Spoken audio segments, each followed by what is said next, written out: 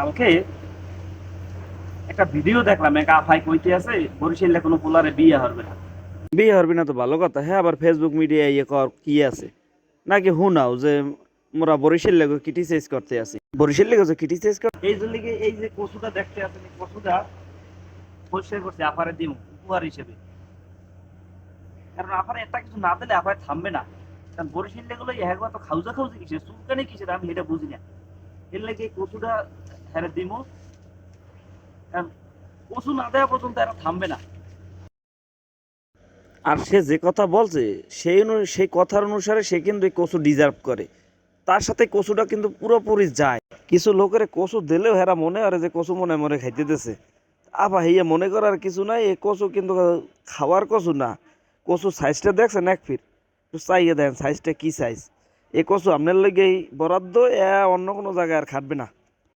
শুনছি যে কিছু কিছু লোকে কয় মানি লোকের মান পার সমান পিছের দিয়ে ভিড়েলেও বলে যায় না, তো হেরম লোক হইলে আপনার এই কচুতেও ধরবে না।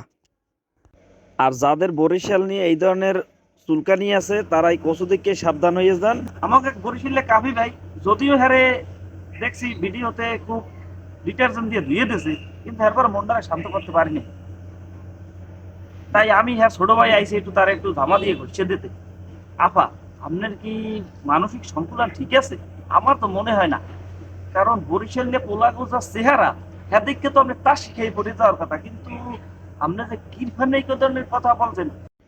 আর শুধুই কি চেহারা, বরিশালের ছেলেদের চরিত্র এক একটা ফুলের মতো পবিত্র, একেবারে গোলাপ জল। যারা দেখছে বরিশাল ছেলে সম্পর্কে জানে, তারা এই কথা কখনোই বলবে না যে বরিশালের ছেলেরা খারাপ। এই ধরনের লেটেস্ট ফিটেস্ট ছেলেদের সম্পর্কে তোমার কথা বলার আগে চিন্তা করা উচিত ছিল আপু, যে আমি কাদের নিয়ে এই ধরনের কথা বলতেছি। আর তোমার যে এখন আপু বলে সম্বোধন করতেছি, এটা আমাকে একটা ভদ্রতা, এটা যে আমরা একটা ভদ্র সভ্য জাতি, এইটার পরিচয় আমরা দিতেছি। কিন্তু হ্যাঁ, আমরা বরিশালের ছেলেরা যা বলি তা করে দেখানোর চেষ্টা করি। বরিশাল এমন একটা জায়গা যেখানে মানুষ গেলে আর আইতে চায় না। এই জায়গার পোলাপান নিয়ে আপনি এই ধরনের কথাবার্তা বলেন, আসলে এটা আপনি ঠিক বলেন নাই। তাই জাতির সামনে ভুল স্বীকার করে ক্ষমা চাওয়া আপনার একান্ত উচিত। কসুর দিকে চাই হইলো ধরো বেটা, তুই তোরে আমার দেখলে কবি চাকু দেয় হুমকি দিচ্ছি, তুই ওনেই থাক। যাই হোক, কথা হয়েছে বুঝতে পারছি আপা তোমার হয়তো ইউটিউবে বা ফেসবুকে ফলোয়ার বাড়ানোর ইচ্ছে আছে, তাই বললে বরিশাল লেগু দিয়ে লারা দিয়ে তুমি রিচ বেড়াওয়া আর মোরা চুপ করে বই থাকবো, এত এত হইতে পারে না। তোমার কন্টেন্ট বানানোর দরকার ছিল, তুমি কত কন্টেন্ট আছে। তুমি একটা বুড়ো বুড়িয়ে বেটারে বিয়ে হরতা, এই নিয়ে কন্টেন্ট বাড়াইতা, হ্যাঁ রে আবার ছাড়ে দিতা, হ্যাঁ লইয়া বিভিন্ন কেসা কাহিনী করতা, দেখতা রিচ একলাই বাড়িয়ে গেছে। তুমি বরিশালের লোক লইয়া খোসা মারিয়া তুমি তোমার চ্যানেলের রিচ বাড়াবা না, এই কামটা তুমি মোটেও ঠিক করো নাই। পরবর্তীতে এই কামটা করার আগে তুমি অবশ্যই চিন্তা করবা। কারণ বরিশালের মানুষ হয়েছে পৃথিবীর মধ্যে আলোড়ন সৃষ্টিকারী একটা জাতি, একমাত্র জাতি যারা পৃথিবীর মধ্যে আলোড়ন সৃষ্টি করে। আর এদেরকে নিয়ে মন্তব্য করার আগে ছয়বার করে ভাবা উচিত ছিল।